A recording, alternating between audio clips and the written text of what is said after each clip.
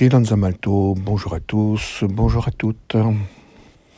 Lorsque le professeur Montagnier a annoncé au début de la crise que d'après ses études, que le génome du virus était manifestement d'origine humaine et sortait d'un laboratoire, n'eût-il pas mieux valu entendre sérieusement cette affirmation et créer une commission d'enquête spéciale permettant de valider ou d'invalider cette hypothèse. Au lieu de cela, il fut ridiculisé par la presse et ses vidéos censurées passèrent sous l'étiquette fake news. Une des stratégies du mensonge consiste à ridiculiser ce qui dérange, qui va à l'encontre du récit officiel, pour invalider la proposition sans aucune preuve réelle. Lorsque des médecins se lèvent pour annoncer qu'ils ont trouvé des traitements contre le Covid, ils perdirent leur liberté de prescrire, tandis que des études scientifiques falsifiées donnèrent une apparence de légitimité à ces arrêtés d'interdiction. Le mensonge a utilisé la falsification statistique pour installer son récit. Dans le récit officiel, nous avons entendu parler d'une surmortalité importante. Or, les chiffres de l'INSEE, donnant le nombre de décès en France depuis 1970, montrent une équivalence entre cette année, l'année précédente et l'année précédente encore. Il n'y a donc objectivement aucune mortalité supplémentaire. À quoi donc tient cette image meurtrière du Covid ? On nous a dit que 80% des décès du Covid étaient des personnes qui avaient plus de 80 ans. Or, 80 ans, c'est la durée de vie moyenne en France.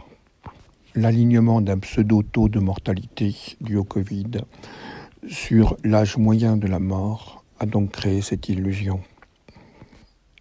Le mensonge utilise des leurres et des effets miroirs pour affirmer son récit. On nous a dit que le confinement permettait de ralentir la progression du virus.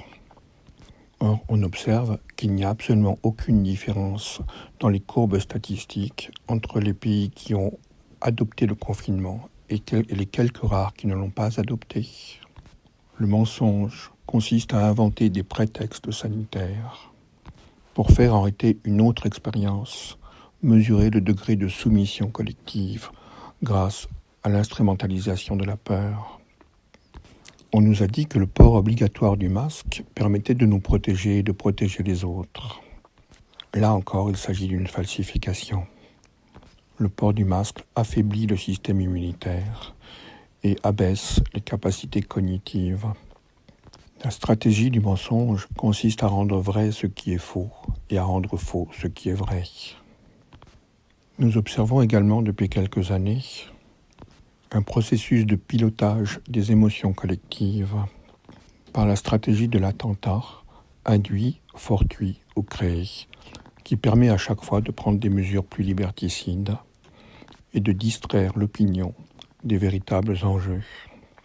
Ainsi, le couvre-feu qui vient d'arriver, événement rarissime, puisque le dernier a eu lieu en août 1942 à Paris, événement qui permet dorénavant à l'État de devenir intrusif dans la vie privée de chacun d'entre nous, événement qui restreint toutes les libertés d'aller et venir, de se réunir, de communiquer, de manifester, qui manifestement viole l'ensemble des droits constitutionnels.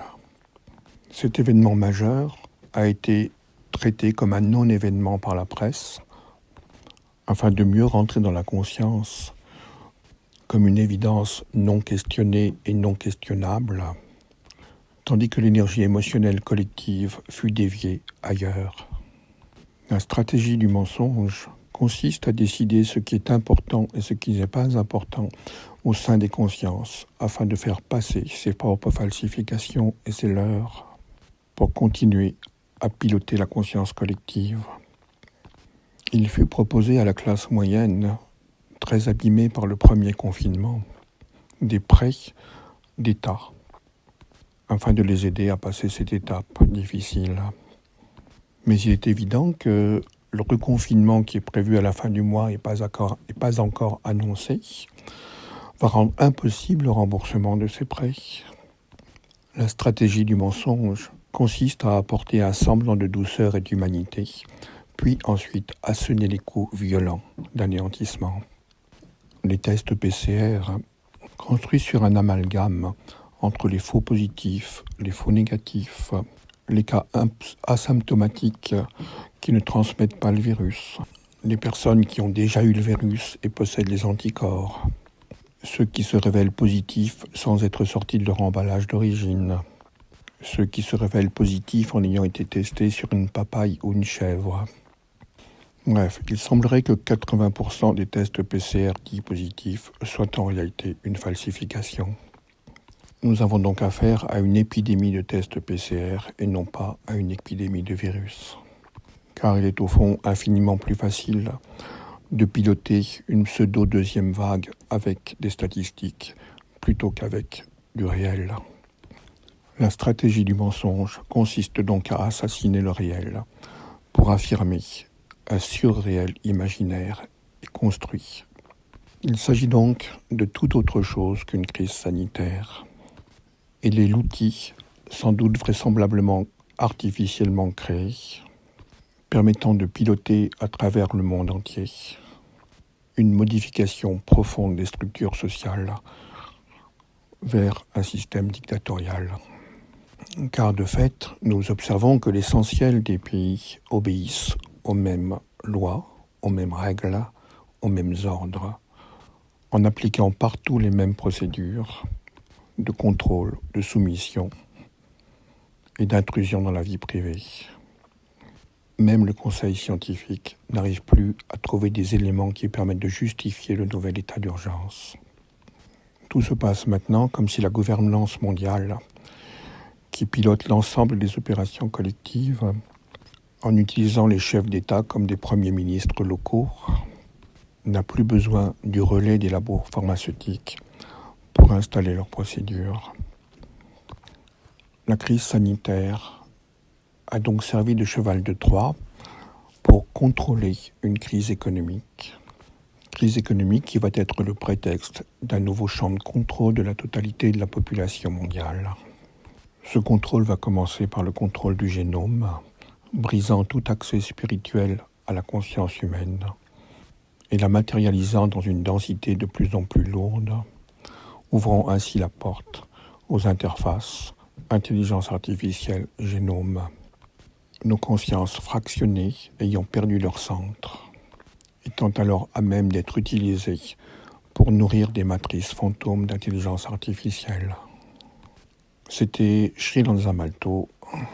Il est fondamental dans ce temps de rupture d'être en obéissance à ce qui est immortel au sein de soi-même, alors que tant de forces cherchent à nous éteindre.